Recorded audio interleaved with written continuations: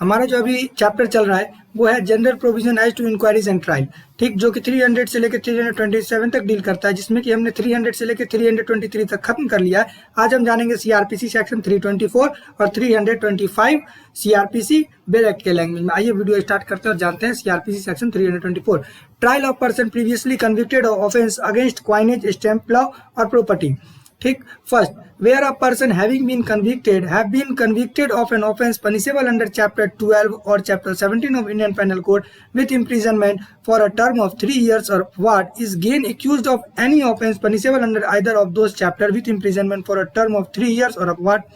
and the magistrate before whom the case is pending satisfied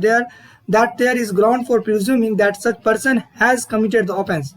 he shall be sent for a trial to the chief judicial magistrate or committed to the court of session unless the magistrate is competent to try the case and is of opinion that he can himself pass an adequate sentence if the accused is convicted। इसमें कहा जा रहा है कि जो भी आदमी पहले से कन्विक्ट हो चुका है किस केस में, जो कि डील करता है इंडियन पेनल कोड चैप्टर 12 और चैप्टर 17। तो चैप्टर 12 डील करता है क्वाइनेज यानी नकली पैसा का कारोबार, तो वो डील करता है आईपीसी चैप्टर 12, और थेफ्ट, चोरी, इस सब के बारे में डील करता है चैप्टर 17 ऑफ आईपीसी। तो इस अपराध में जो आदमी 3 साल का सजा काट चुका है पहले, जो अभी कन्विक्टेड है 3 साल का सजा, और अब वो फिर से उसी ऑफेंस का एक्यूज्ड है। कौन से ऑफेंस का? क्वाइनेज, स्टैम्प लॉ और प्रॉपर्टी, यानी कि ये 2 चैप्टर के अंतर्गत जो भी अपराध है उसके लिए वो पहले कन्विक्टेड हो चुका है और अब फिर से उसी अपराध में एक्यूज्ड हुआ है। तो जो जज साहब है, अगर वो ऐसा लगता है कि 3 साल पहले भी 3 साल का सजा था उसको, 3 साल या 3 साल से ऊपर, 3 साल से कम है तब ये अप्लाई नहीं होगा, 3 साल या 3 साल से ऊपर का था और अब फिर से उसी अपराध में इसको 3 साल या 3 साल से ऊपर का सजा होना है, तो अगर मजिस्ट्रेट सर को ऐसा लगेगा कि ये जो आदमी है जो इसका ट्रायल चल रहा है, जो अगर चाहे तो उसको चीफ जुडिशियल मजिस्ट्रेट सर के पास भेज देंगे या तो फिर कोर्ट ऑफ सेशन में भेज देंगे, अगर उनको ऐसा लगेगा तो ठीक। अगर लेकिन अनलेस यहाँ पर लिखा हुआ है कि मजिस्ट्रेट सर अगर उनको खुद ऐसा लगता है कि मैं इसको सेंटेंस सुना सकता हूँ एडिक्वेट जो भी है, यानी कि अगर उनके पास पावर है 3 साल या 3 साल से ज़्यादा का सजा सुनाने का, अगर उनको लगता है कि इसमें मैक्सिमम सजा 5 साल का है तो मैं ऐसा कर सकता हूं, तो वो ट्रांसफर नहीं भी कर सकते हैं, वो खुद भी ऐसा कर सकते हैं। लेकिन अगर वो ऐसा प्रिज्यूम कर लेते हैं कि नहीं, इसको पहले भी इसी ऑफेंस के अंदर सजा मिल चुका है और जो कि 3 साल और 3 साल से ऊपर का है और फिर से वो उसी ऑफेंस का एक्यूज है यानी दोबारा से, तो फिर वो चाहे तो ट्रांसफर कर सकते हैं, अदरवाइज नहीं भी कर सकते हैं। अगर उनको ऐसा लगता है कि मैं इसको एक प्रॉपर सजा सुना सकता हूँ तो ठीक। 2 बोलता है when any person is sent for a trial to chief judicial magistrate or committed to the court of session under subsection 1, any other person accused jointly with him in the same inquiry or trial shall be similarly sent or committed unless the magistrate discharge such other person under section 239 or section 245 as the case may be। इसमें कहा जा रहा है कि जब subsection 1 में जब किसी को ट्रायल के लिए चीफ जुडिशियल मजिस्ट्रेट के पास भेज दिया जाता है या कोर्ट ऑफ सेशन में ट्रांसफर कर दिया जाता है, तो अब एक ही एक्यूज तो होगा, ऐसा तो है नहीं, जितना भी एक्यूज है उस केस में अगर वो चाहे तो सबको भेज सकता है, ठीक है, कि सबको भेज देगा चीफ जुडिशियल मजिस्ट्रेट के पास या कोर्ट ऑफ सेशन में, जितना भी उसके साथ ट्रायल चल रहा था जिसका सब अपराधी को भेज देगा। लेकिन अनलेस अगर उसमें से कोई भी अपराधी, कोई भी एक्यूज अगर डिस्चार्ज हो गया है, डिस्चार्ज यानी 239 में डिस्चार्ज हो गया है, ये बात करता है जब पुलिस रिपोर्ट पर केस होता है तब, और 245 जिसका कि हमने वीडियो बना रखा है लीगल लाइफ इंडिया के अंदर, आपको मिल जाएगा डायरेक्ट के लैंग्वेज में। 245 बताता है कि जब प्रोसिक्यूशन यानी कि कंप्लेंट जब होता है तब ये पुलिस रिपोर्ट पर डिस्चार्ज कर देना, एविडेंस नहीं मिला डिस्चार्ज, दोनों डील करता है डिस्चार्ज में कि अगर डिस्चार्ज हो गया तो फिर उस आदमी को आप ट्रांसफर नहीं कर सकते चीफ जुडिशियल मजिस्ट्रेट के सामने या सेशन कोर्ट के सामने, अदरवाइज आप भेज सकते हैं जो उसके साथ था उसको। आई होप ये क्लियर हो गया होगा। उसके बाद है CrPC section 325, procedure when magistrate can not pass sentence sufficiently severe whenever a magistrate is of opinion after hearing the evidence for the prosecution and the accused that the accused is guilty and that he ought to receive a punishment different in kind from or more severe than that which such magistrate is empowered to inflict, or being a magistrate of the second class is of opinion that the accused ought to be required to execute a bond under section 106, he may record the opinion and submit his proceeding and forward the accused to the chief judicial magistrate to whom he is subordinate। इसमें कहा जा रहा है कि जब magistrate sir को ऐसा लगेगा, जब दोनों पक्ष को सुन लेंगे, एविडेंस को और प्रोसिक्यूशन को सुनने के बाद अगर उनको ऐसा लगेगा ये जो एक्यूज है वो गिल्टी है और इसको पनिशमेंट जो है वो ज़्यादा मिलना चाहिए, मतलब जितना उनके हाथ में पनिशमेंट है उससे ज़्यादा पनिशमेंट मिलना चाहिए, तो फिर वो क्या करेंगे, तो वो एक बॉन्ड एग्जीक्यूट करवाएंगे 106 के अंदर। ठीक है, ये 106 जो है, ये 106 बात करता है प्रिवेंटिव, यानी कि पहले से ही किसी को बाउंड ले लेना कि अगर आप ऐसा अपराध करेंगे तो आपको ये 50,000 का बाउंड है, या फिर बाउंड पर छोड़ देना। अगर उनको ऐसा लगता है, ओपिनियन लगता है कि इस आदमी से एक बाउंड ले लेना चाहिए, एग्जीक्यूट बाउंड करवाना चाहिए, या श्योरिटी के साथ या विदाउट श्योरिटी के साथ एक बाउंड लेना चाहिए, तो वो क्या करेंगे, वो रिकॉर्ड अपना ओपिनियन देके, ठीक है, जो मजिस्ट्रेट से ट्रांसफर कर रहे हैं वो अपना ओपिनियन देके उसको फॉरवर्ड कहाँ कर देंगे, चीफ जुडिशियल मजिस्ट्रेट के पास। ठीक है, जिसका वो सबऑर्डिनेट है। अब हाई कोर्ट का सबऑर्डिनेट कौन है, डिस्ट्रिक्ट कोर्ट, डिस्ट्रिक्ट कोर्ट का सबऑर्डिनेट कोर्ट है लोअर कोर्ट। तो इस तरीके से जिस चीफ जुडिशियल मजिस्ट्रेट के पास भेज देंगे जिनके वो सबऑर्डिनेट कोर्ट है। आई होप कि ये क्लियर हो गया होगा।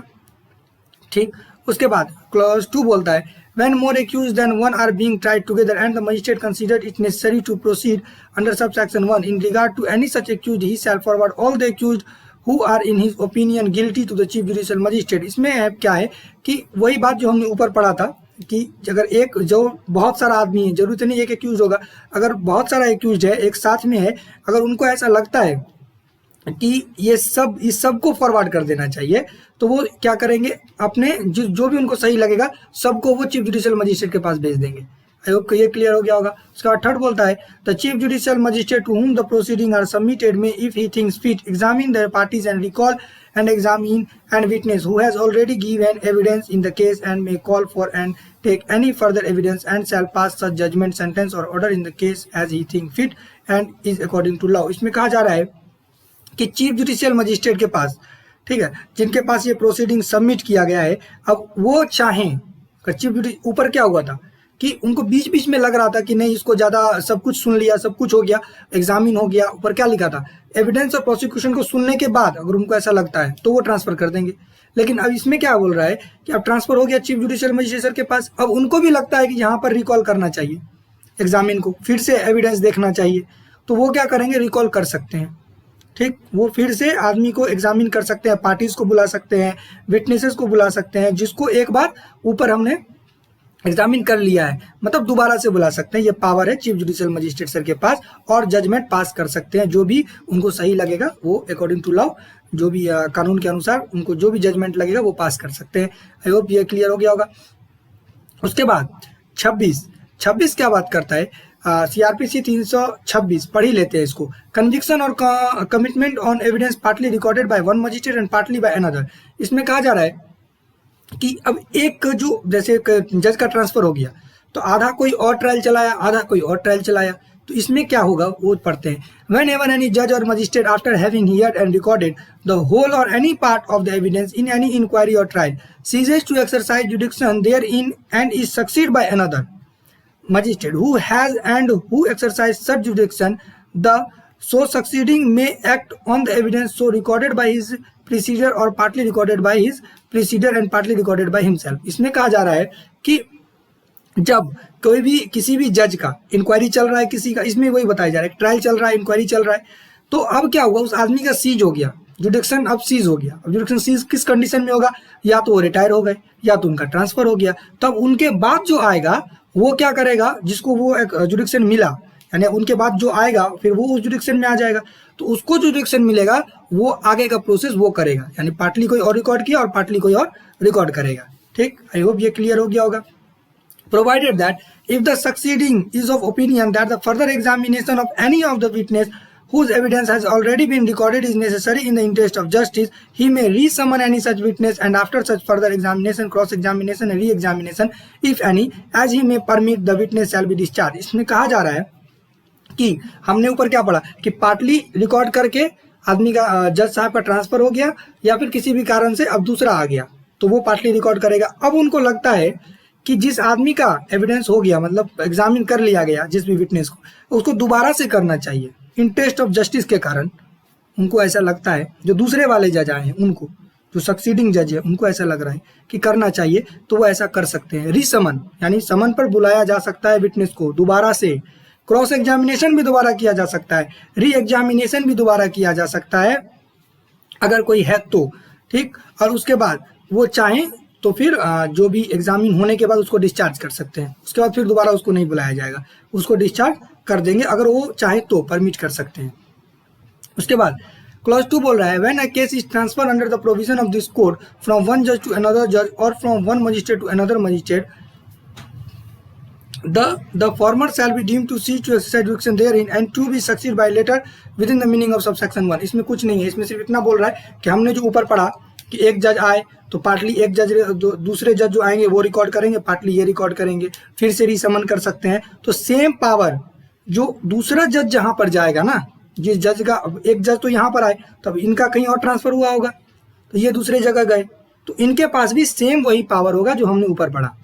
वो फिर से बुला सकते हैं या फिर से पार्टली रिकॉर्ड कर सकते हैं। जो भी जो हमने ऊपर पढ़ा वही यहाँ पर सब पर लागू होगा, सब मजिस्ट्रेट सब जज पर लागू होगा।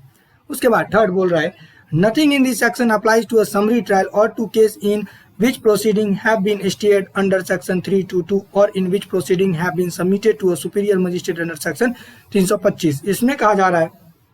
कि समरी ट्रायल, ठीक है, समरी ट्रायल में ये अप्लाई नहीं होगा बस, और या तो